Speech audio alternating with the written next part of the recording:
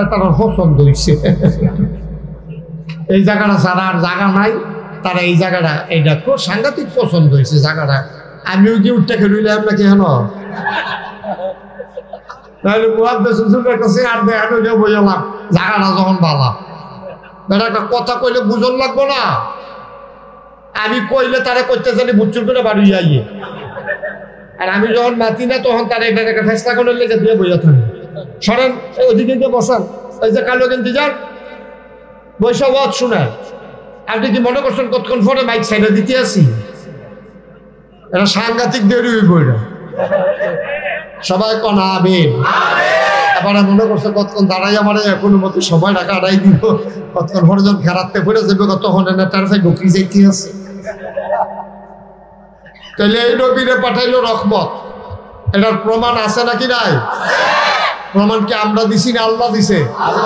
আল্লাহর কথার ভিতরে কোনো সন্দেহ আছে? আচ্ছা, এর দূর পর্যন্ত বুঝছি নবীর মনটা নরম, নবী আমরার লাগিয়া রহমত। এর দূর পর্যন্ত আপনারা সবাই বুঝছেন। এবার জানার দরকার আছে, আচ্ছা এই যে রহমতরা, নবী যে রহমত, নবী যে নরম, কি লিগে এই দুনিয়া ফাটাইছে এটা একটু জানার দরকার আছে নাকি নাই?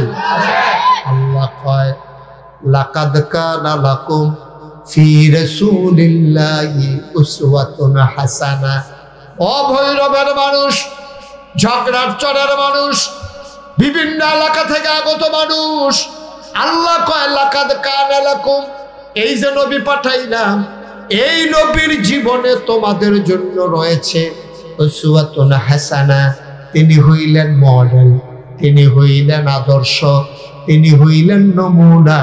তুমি কথা বলবা কেমনে, তুমি খাইবা কেমনে, স্ত্রীর সাথে তোমার সম্পর্ক হবে কেমন, ছেলে হিসাবে তুমি হবা কেমন, তুমি বাপ হিসাবে কেমন, তুমি নাতি হিসাবে কেমন, নানা হিসাবে কেমন, তুমি রাষ্ট্রপ্রধান হিসাবে কেমন, তুমি সাধারণ নাগরিক হিসাবে কেমন, তুমি ব্যবসায়ী হিসাবে কেমন, তুমি মানুষের বাড়িতে কাজ করা লোক হিসাবে কেমন, সবগুলা নবীজির মাধ্যমে আমার আল্লাহ তাবারক ওয়া তাআলা আমাদের জন্য শিখিয়ে দিয়ে গেছেন। বলেন সুবহানাল্লাহ। নবীজি শিখিয়ে দিয়ে গেছে, তোমরাও তো বিয়া করবা, তোমরাও তো সবাই স্বামী হইবা, তোমরা স্ত্রীর সাথে কি ব্যবহার করবা তোমরা পড়বা। আমি তোমাদের আম্মা খাদিজার সাথে কি ব্যবহার করছি, তোমাদের আম্মা আয়েশা রাদিয়াল্লাহু তাআলা আনহা ওনার সাথে আমি কি ব্যবহার করছি, তোমরাও তোমাদের বউয়ের লগে এইরকম ব্যবহার করবা। তোমরা খবর লইবা আমি কোনো সময় আমার ওয়াইফের গায়ে আমার 11 জন বিবি ছিল। কয়জন? কথা কয়েন সবাই, কয়জন? আমার 11 জন বিবি ছিল। 2 জন দুনিয়াতে আমি থাকতে, 2 জন দুনিয়াতে বিদায় হইছে। আমার মৃত্যু পর্যন্ত, ইন্তেকাল পর্যন্ত আমি 9 জনের লোক একাধারে সংসার করছি। আমি কেউরে হাত তুলছিনি, কেউরে মারছিনি। তোমরা আগে জান্না লইও তো, তোমরা না আমারে আদর্শ মানো, আমি না তোমরা নবী, আমি আমারে না তোমরা ফলো করো। তো আমি যদি আমার বউয়ের গাও হাত না তুলি তো তুমি তোমার বউয়ের গাও হাত তুলতে কিনি, ঠিক কিনা কও? আমি যদি আমার বউয়ের গায়ে আঘাত না করি তো তুমি আমার উম্মত হইয়া তো তুমি তোমার বউয়ের গায়ে আঘাত করবা কেমনে? তাহলে তো তুমি নবীর উম্মত হইতে এখন একটু ফাঁক পড়ে গেছে গা, এটা একটু হিসাব মিলাইতে হবে, ঠিক কিনা কও? আমি আমার মা পাইছি মাত্র 6 বছর বয়স পর্যন্ত, এরপরে 9 বছর বয়স পর্যন্ত আমি দাদা পাইছি। এই 6 বছর আমি আমার মার লগে কি করছি তোমরা একটু খবর লও।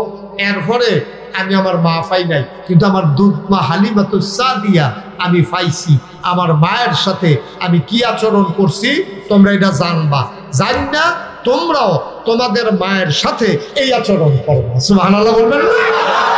এই সব শিখাই দেওয়ার জন্য লাকাদ কানা লাকুম ফি রাসূলিল্লাহি উসওয়াতুন হাসানা। নবী হইলেন মডেল, তিনি আদর্শ, তিনি নমুনা। আমরা কেমনে কি করব সব নবী শিখাই দিয়া গেছে। টয়লেটও কেমনে যাইবেন এইটাও নবী শিখাইছে। টয়লেটও ঢুহান কি বাম ফাও দিয়া না ডাইন ফাও দিয়া? এটা শিখাইছে কে? নবীজি। আমরা শিখলাম কো? আমরা তো ডাইন ফাও দিয়ে ঢুকালাইলাম। নবীজি কইছে না, মসজিদও ঢুকবা ডাইন ফাও দিয়া, টয়লেটও ঢুকবা বাম ফাও দিয়া। টয়লেটেরতে বাড়ুইবা ডান ফাও দিয়া, মসজিদেরতে বাড়ুইবা বাম ফাও। সুবহানাল্লাহ কয় না রে? তিনটা ঢিলা ব্যবহার করবেন, টিস্যু করেন আর মাটির চাক্কা করেন। শীতকালে কোন দিকের ঢিলা কোনটা প্রথম শুরু করতে হইব এইটাও মাসালা আছে। গরমকালে শুরু করতে হইব কি সামনের তে পিছে না পিছের তে সামনে, এটি সব নবীজি শিখাই দিয়া রাখছে।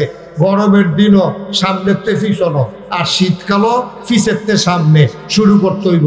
এটি হইল এই নবীর সুন্নাহ।